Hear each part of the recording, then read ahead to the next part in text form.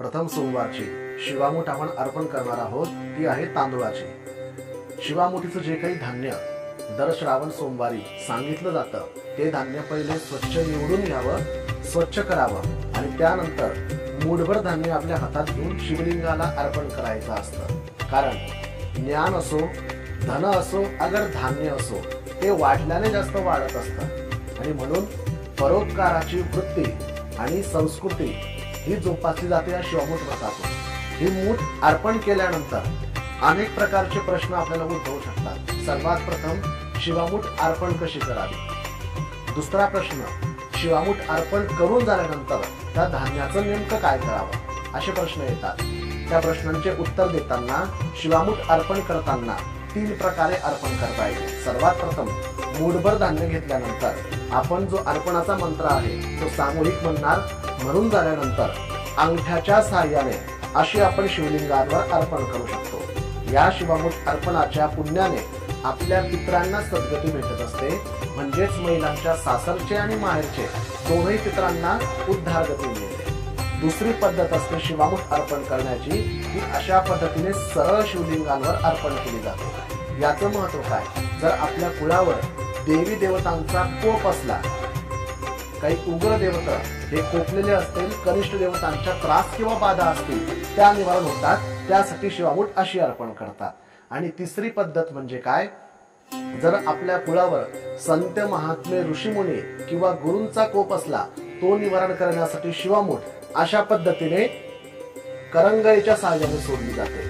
या 3 पद्धती शिवामूठ अर्पण करण्याच्या आहेत। म्हणून शिवामूठ अर्पण करताना आपण या 3ही पद्धतींचा एकत्रित उपयोग करूया, जेणेकरून तुम्हाला 3ही प्रकारच्या फलश्रुती प्राप्त होतील। चला तर मग हातामध्ये आजचं शिवामुठीचं धान्य घ्या।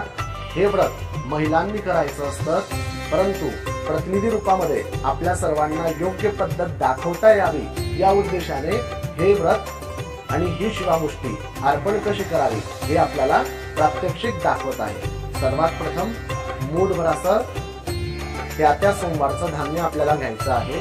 घेऊन झाल्यानंतर आता माझ्या मागोमाग मंत्र महिलांनी म्हणायचा आहे।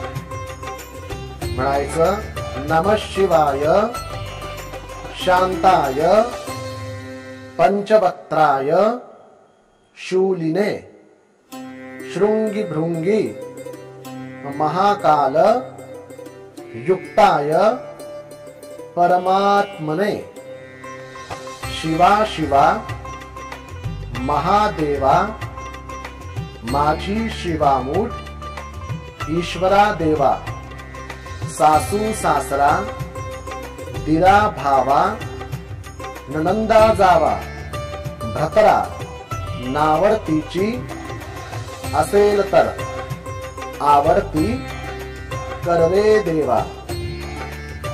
हे म्हणून झाल्यानंतर किंचित शिवामूठ अशा पद्धतीने शिवलिंगावर टाकायची।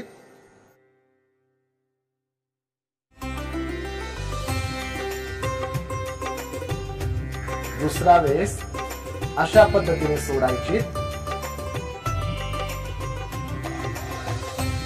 आणि नंतर करंगळी करून अशा पद्धतीने अर्पण करायचे।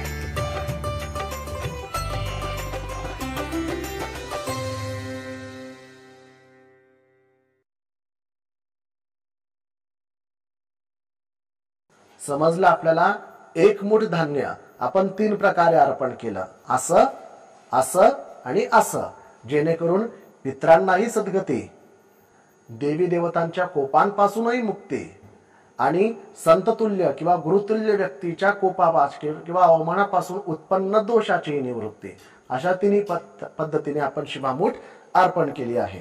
आता या धान्याचं नेमकं करायचं काय। दुसऱ्या दिवशी आपण जेव्हा शिवलिंग स्वच्छ कराल त्यावेळेस हे धान्य काढून घ्यायचं। काढून गेल्यानंतर हे मूठभर धान्य आपल्याला परिसरात असलेल्या गरजूंना, गोरगरिबांना दान करायचं असतं। ते शक्य नसेल तर वातावरणामध्ये जे काही पशु पक्षी आणि जीव आहेत त्यांना ते धान्य आपण अर्पण करू शकतो आणि थोडं धान्य प्रासादिक आपल्या त्या धान्यामध्ये ठेवायचं, जेणेकरून तुमच्यातला धान्याची वृद्धी होते आणि परोपकार सुद्धा आपल्याकडनं व्यवस्थित साधला जातो। म्हणून अशा पद्धतीने शिवामूठ आपण शिवलिंगाला अर्पण केलेली आहे.